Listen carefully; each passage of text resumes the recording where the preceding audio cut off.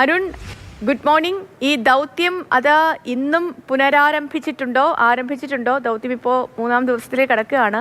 ഇന്ന് ഈ ആനയെ പിടികൂടാൻ കഴിയും എന്നൊരു പ്രതീക്ഷ ഈ വനം വകുപ്പിനുണ്ടോ? ഒപ്പം തന്നെ സിഗ്നലുകൾ അത് ഇടയ്ക്കിടയ്ക്ക് ലഭ്യമാകുന്ന മുറയ്ക്കാണ് വനം വകുപ്പ് ഈ ദൗത്യവുമായി മുന്നോട്ട് പോകുന്നത് എന്നും മനസ്സിലാക്കാൻ കഴിയുന്നു. ഒപ്പം കുങ്കിയാനകളെ കാണുമ്പോൾ ആന പിന്തിരിയുന്നു എന്നൊരു അറിവും ലഭിക്കുന്നുണ്ട് പ്രദേശത്ത് നിന്ന്. ഇപ്പോൾ നിലവിൽ എന്താണ് ദൗത്യമൊക്കെ പുനരാരംഭിച്ചോ? എന്താണ് അവിടെ നിന്നുള്ള വിവരങ്ങൾ?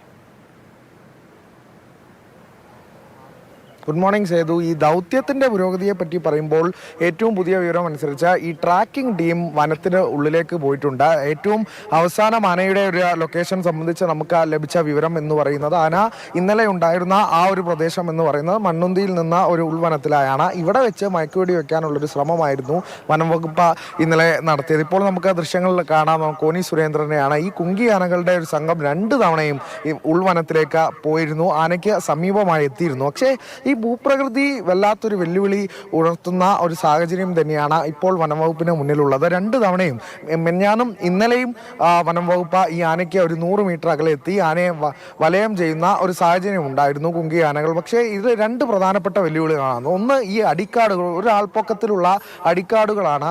ഇവിടെ വെച്ച് ഒരു മയക്കുവെടി വെക്കാനുള്ള ഒരു സാഹചര്യം ഒത്തുവരുന്നില്ല. 2 തവണ വനംവകുപ്പ് അതിന് ശ്രമിച്ചു, പക്ഷേ അത് സാധ്യമായില്ല. രണ്ടാമത്തെ വെല്ലുവിളി എന്ന് പറയുന്നത് തുടക്കത്തിൽ സൂചിപ്പിച്ചതുപോലെ തന്നെ ആനയ്ക്ക് വലിയ രീതിയിൽ ഒരു ചലനം ഉണ്ടാകുന്നു. ഈ കുങ്കി ആനകളെ കാണുമ്പോൾ ആനയ്ക്ക് ഒരു ചലനം ഉണ്ടാകുന്നു. ആന എതിർ ദിശയിലേക്ക് പോകുന്നു, അല്ലെങ്കിൽ ഈ പാഞ്ഞെടുക്കുന്ന തരത്തിലുള്ള ഒരു സാഹചര്യമൊക്കെ ഉണ്ടാകുന്നുണ്ട്. അക്രമ സ്വഭാവമുള്ള ആനയാണ്. അപ്പോൾ കുങ്കി ആനകളുടെ സാന്നിധ്യമില്ലാതെ ഈ ഒരു ഓപ്പറേഷൻ സാധ്യമാകില്ല എന്ന് DFO ഇന്നലെ തന്നെ അറിയിച്ചിരുന്നു. സാധാരണ ചില സാഹചര്യങ്ങളൊക്കെ നമ്മൾ കണ്ടിട്ടുണ്ട്. ആദ്യം മയക്കുവെടി വെച്ച ഈ ആനയെ ലോറിയിലേക്ക്, എലിഫന്റ് ആംബുലൻസിലേക്ക് കയറ്റാനൊക്കെയാണ് കുങ്കി ആനകളുടെ സഹായം എടുത്തത്. പക്ഷേ ഈ ബേലൂർ മഗ്നയുടെ കാര്യത്തിൽ നമുക്ക് ഈ ഭൂപ്രകൃതിയൊക്കെ ഒരു വെല്ലുവിളിയാകുന്ന സാഹചര്യത്തിലും ഒക്കെ ഈ കുങ്കി ആനകളുടെ ഒരു സഹായം, അക്രമ സ്വഭാവമുള്ള ആനയാണ്, ഇതിനെ തളയ്ക്കാൻ കുങ്കി ആനകളുടെ സഹായം അനിവാര്യം കൂടിയാണ്. അപ്പോൾ അത്തരത്തിലുള്ള ഒരു ഓപ്പറേഷനിലാണ് വനംവകുപ്പുള്ളത്. ഇനി ഏറ്റവും നിർണായകം എന്നത് അതേ ലൊക്കേഷനിൽ ആനയുണ്ടോ എന്നുള്ളതാണ് അറിയേണ്ടിയിരിക്കുന്നത്. കാരണം ഇത് വയനാട്, ഈ കർണാടക അതിർത്തിയായ നാഗർഹോൾ മേഖലയിലേക്കൊക്കെ ആന സഞ്ചരിക്കുന്ന ഒരു സാഹചര്യം ഉണ്ടായിരുന്നു. അങ്ങനെയൊക്കെ ആന സഞ്ചരിക്കുന്നുണ്ടെങ്കിൽ അത് വീണ്ടും ദുഷ്കരമാകും. ഇപ്പോൾ നമുക്ക് ഏറ്റവും മുന്നിലുള്ള ഒരു സാധ്യത എന്ന് പറയുന്നത് ഇതേ ഒരു പ്രദേശത്ത് നിന്ന് മയക്കുവെടി വെക്കാനുള്ള ഒരു ശ്രമമാണ് വനംവകുപ്പ് നടത്തിയത്. അത് കുറച്ചുകൂടി ഈ ഉൾവനത്തിൽ നിന്ന് കുറച്ചുകൂടി ഒന്ന് പുറത്തേക്ക് ആന എത്തിക്കിട്ടിയിരുന്നെങ്കിൽ അത് മയക്കുവെടിക്ക് കൂടുതൽ അനുയോജ്യമായിരുന്നു. പക്ഷേ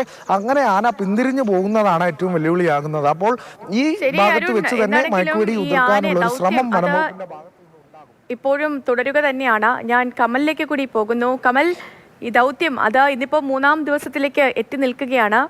അപ്പോൾ അങ്ങനെ വരുന്ന സമയത്ത് ഇന്നും ആനയെ പിടികൂടാൻ കഴിഞ്ഞില്ല എങ്കിൽ, കാരണം ഈ പ്രദേശത്ത് നിന്ന് വലിയ രീതിയിൽ പ്രതിഷേധമൊക്കെ ഉയരുന്നുണ്ട്. ഇന്നലെയും നമ്മൾ കണ്ടതാണ്, മിനിങ്ങാന്നും കണ്ടതാണ്. ആളുകളെ സംബന്ധിച്ച് അവരുടെ ആശങ്ക ഇപ്പോഴും അങ്ങനെ തന്നെ നിലനിൽക്കുന്നു. കാരണം ഈ ആനയെ പിടികൂടിയെങ്കിൽ മാത്രമേ അവരുടെ ഈ ആശങ്കയ്ക്ക് ഒരു പരിഹാരമാവുകയുള്ളൂ. അപ്പോൾ ദൗത്യം അത് ഇന്നത്തെ ദിവസവും പുനരാരംഭിച്ചിട്ടുണ്ട്. അപ്പോൾ എങ്ങനെയാണ് ഇന്ന് ആനയെ പിടികൂടാൻ കഴിയും? അങ്ങനെ ഒരു ശുഭാപ്തി വിശ്വാസത്തിൽ തന്നെ മുന്നോട്ട് പോവുകയാണോ വനം വകുപ്പ് ഉദ്യോഗസ്ഥർ? ഒപ്പം തന്നെ ഈ അടിക്കാടുകളൊക്കെ ഈ പ്രതിസന്ധി സൃഷ്ടിക്കുന്ന സാഹചര്യത്തിൽ അതിനെയൊക്കെ മറികടക്കാൻ എന്താണ് വനം വകുപ്പ് ഇന്ന് മുന്നോട്ട് വയ്ക്കുന്ന നീക്കങ്ങളൊക്കെ എന്താണ്? നമുക്ക് എന്താണ് അറിയാൻ കഴിയുന്നത്? സേതു, ദൗത്യസംഘത്തിലെ ആദ്യ ടീം വനത്തിലേക്ക് പോയി കഴിഞ്ഞു പുലർച്ചെ തന്നെ. ഇന്ന് ആനയുടെ സിഗ്നൽ ലഭിച്ചിരിക്കുന്നത് ഉൾവനത്തിൽ നിന്നാണ്. റേഡിയോ കോളറിൽ നിന്നുള്ള സിഗ്നൽ ലഭിച്ചിരിക്കുന്നത് ഇരുമ്പുപാലം മേഖലയിൽ നിന്നാണ്. അത് വനത്തിൽ അല്പം ഉള്ളിലേക്കാണ്. എന്താണെങ്കിലും ആനയെ കണ്ടെത്താനാണ് ആദ്യ ശ്രമം. ആനയുടെ സിഗ്നൽ പിന്തുടർന്ന് ആനയെ കണ്ടെത്തിക്കഴിഞ്ഞാൽ ഉടൻ മയക്കുവെടി സംഘവും അതിനടുത്തേക്ക് പോകും.